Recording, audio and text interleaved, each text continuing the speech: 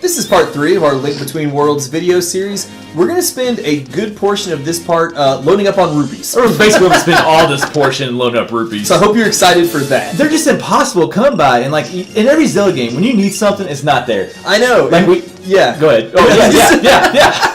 Listen, we get teased right there when we open up that first treasure chest and we get a purple one for 50. But from here on out, it's actually a struggle to load up. And what we're loading up on them for is we need 150 rupees because we're going to buy the shield and we're also going to buy the bottle. So it's not something that you have to get right now, but we don't really use it either, like at the beginning. But I mean, it's just, why not? If you can get a bottle and put a fairy in it and also have a shield, why not go ahead and get it? Yeah, and we are, like we said, this is kind of a let's play, but it's also kind of a walkthrough. So we're trying to load up on all the items that we can get when we can get them. And you know everybody's going to buy the shield. Exactly. Because nobody goes through this game without a shield unless it's me when I accidentally unequip it and I don't know that. Is that Earth Temple from Skyward Sword? Skyward Sword. I had my shield unequipped for like half the game, I think.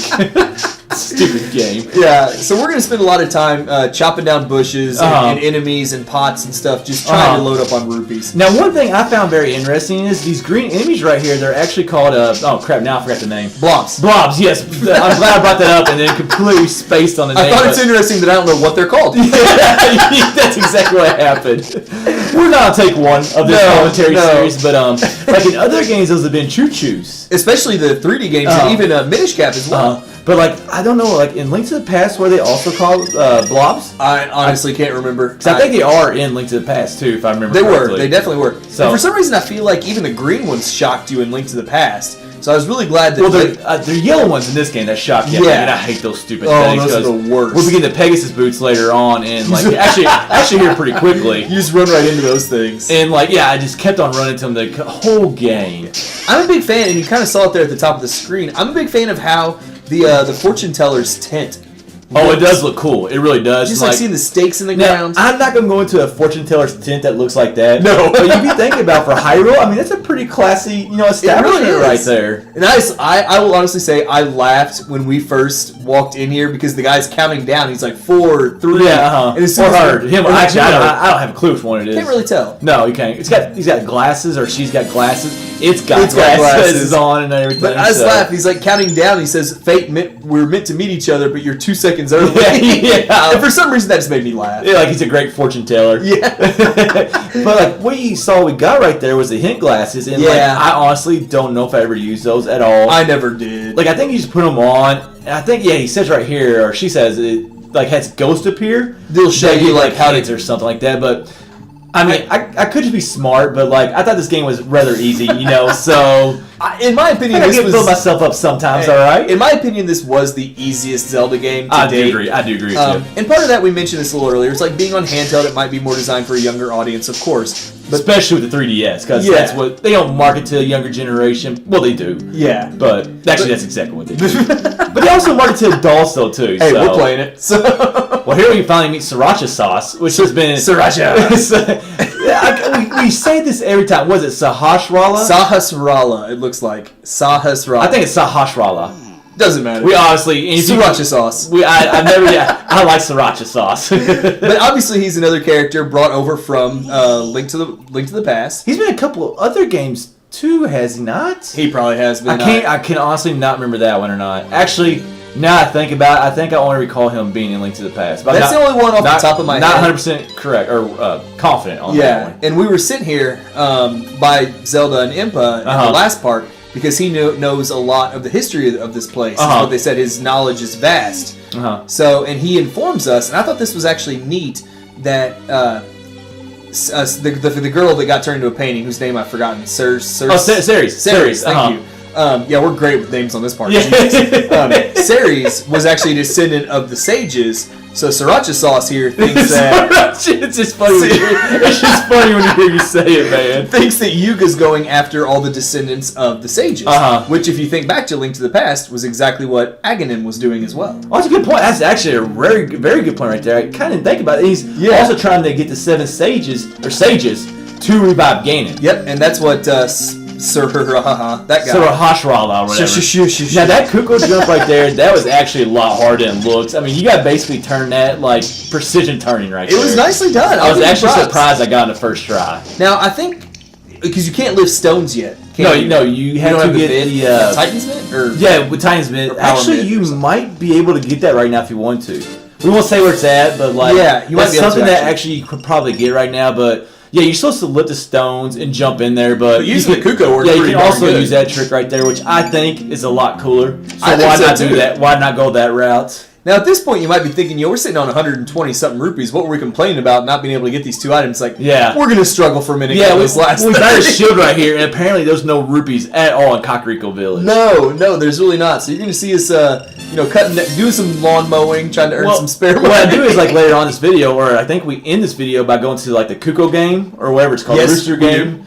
And like that would obviously would have been the best idea is to go there because you win rupees. So I should have went there first and did that, and then came back up here. But oh well. What we actually end up doing though, we find a couple of pots that have like blue rupees. So we were able to go in and out a couple times. It's that weird like Kuko garden, like it's right there. It's right there to the right a little bit. But like we just go in and out of that a couple times, get some blue rupees. And we hate doing that in our videos because it looks boring. I needed rupees. We needed rupees right now, so I had to do that. Hey, you gotta do what you gotta do. We want that bottle, darn it. Well, I mean, I guess I just want to stay in one area. Like I didn't want to go like too far. Like to get rupees and stuff like that. So I just try to stay in this area and get them. But I honestly thought I was gonna get them like because I was at 90 right there. Yeah. And then just it takes I think the Zelda gods start to hate me after that. They're just teasing you at this point. Yes, that's true. How bad would it have been if you'd have come out and there wouldn't have been a blue rupee there? Well, actually, it happens next time. I think the next time because I'm sitting on 97 right 97. now. I thought there's gonna be a blue rupee here. Watch this. Ends up being like a green rupee. Oh, that's so frustrating. And then there was nothing on this. Like, that's when it was bad. I walked out twice. I got a blue rupee both times, and then I need 2 rupees. Yep. Or no, 3. I need 3 rupees, and you get I get 2 green rupees, and that's when I was like, maybe you were done with that area. Maybe the bottle's not meant to happen right now. And now there's 2 blue rupees out here in the weeds. We cut those down a second ago, and there was nothing. Dude, I hate Zelda. I hate Zelda games. I hate this game. So you guys playing Zelda are done.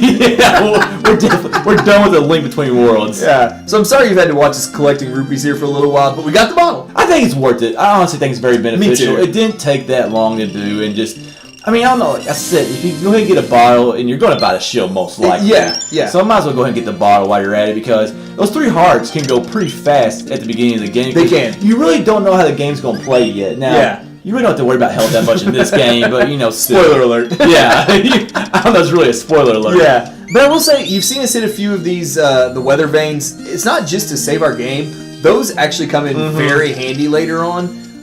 So 4 points. Yeah, it's similar to like Minish Cap's stone crests. Windcrest. There you go. Thank you. I got you. And they serve the same purpose, and it's very nice to have those later on in the game. But that's a long way away before. Now here's a concept that I hate right here is the bee guy. He makes no sense. Yeah, he makes no sense. He wants you to catch bees. Now there is something.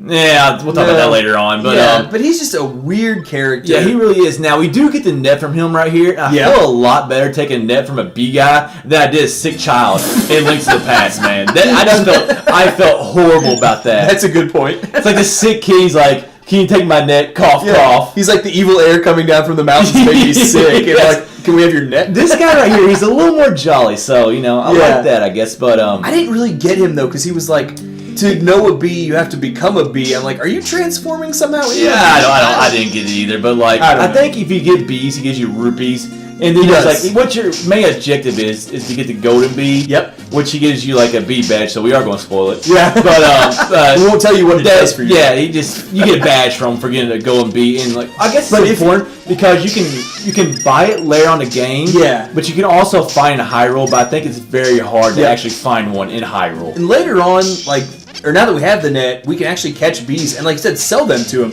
That would have been a nice way to get some rupees. Yeah, that's true. Well, now we got the rupees we need, though. I know, we don't really need as I go back and forth right here, because I think, I'm going to play this game right here. And I think it costs 30 to play the, or 30. 20. I think it costs, I don't know. It costs more as you go. Yeah. For the different levels in it, but yeah. Here's just the way, I didn't do it right here, but it's an easy way if you have the rupees, if you've been collecting a lot this early, it's an easy way to get your first heart piece. Or second. How many? It'd be your second heart piece. Because we already got the heart piece. Yeah, the Kuko jump. The Kuko jump. The sweet Kuko jump. Which was impressive, I agree. And this will go ahead and wrap up part 3 of Link Between Worlds.